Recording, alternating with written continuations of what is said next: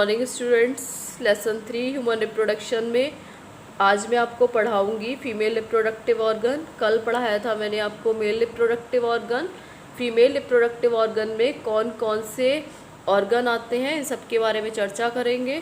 Okay, female reproductive organ जो होता है वो मादा जनन तंत्र कहलाता है। एक मादा जनन तंत्र में क्या क्या ऑर्गन्स होते हैं, इनको दो भागों में बांटा गया है। पहला होता है प्राइमरी सेक्स ऑर्गन, यानी कि इसमें जो प्राथमिक लैंगिक अंग होता है वो होता है ओवेरी। ओवेरी को हम लोग अंडाशय कहते हैं। क्या कहते हैं?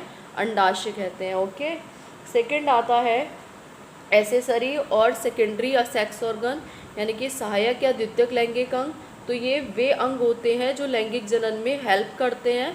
ठीक है, इन्हें हम सहायक या द्वितीयक लैंगिक अंग कहते हैं। तो उसमें क्या होता है, कौन कौन से अंग होते हैं जो लैंगिक जनन में सहायता करते हैं? तो यूट्रस और वॉम्ब होता है, यानी कि एक गर्भाशय होता है, इसको हम वॉम्ब नाम से भी जानते हैं। 1 पेयर सर्विक्स, इसमें क्या होता है, एक जोड़ी गर्भाशय दीवारें होती है जिसे हम यूट्राइन बॉल के नाम से भी जानते हैं। 1 पेयर फैलोपियन ट्यूब, एक जोड़ी क्या होती हैं, अंडवाहिनी होती हैं जिसे हम ओविडक्ट भी कहते हैं। वेजाइना 1 एक योनि होती है।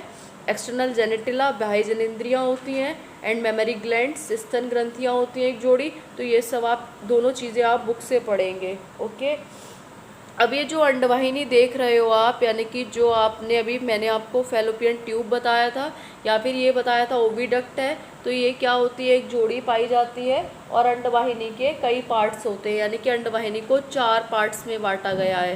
पहला पार्ट है फिम्बरी जिसे हम झालर कहते हैं। सेकंड पार्ट ठीक उससे ऊपर इन्फंडिबुलम है जिसे हम कीपक कहते हैं। थर्ड पार्ट क्या होता है, एम्पुला, जिसे हम क्या कहते हैं, तुम्बिका। ओके, और लास्ट पार्ट आता है आपका इस्थमस जंक्शन।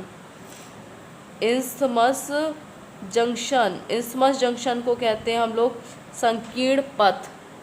क्या नाम दे देते हैं, संकीर्ण पथ। अब क्या होता है, इस अंडाशय के अंदर किसका निर्माण होता है, ओवम का।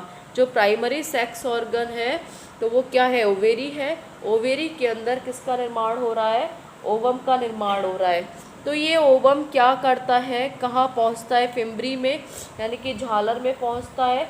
झालर के बाद कहाँ पहुँचता है, इन्फंडिबुलम में, फिर एम्पुला में, और फिर पहुँचता है कहाँ, इस्थमस जंक्शन पर। कहाँ पहुँचता है, इस्थमस जंक्शन पर, सॉरी इस्थमस जंक्शन पर जाकर के पहुँचता है।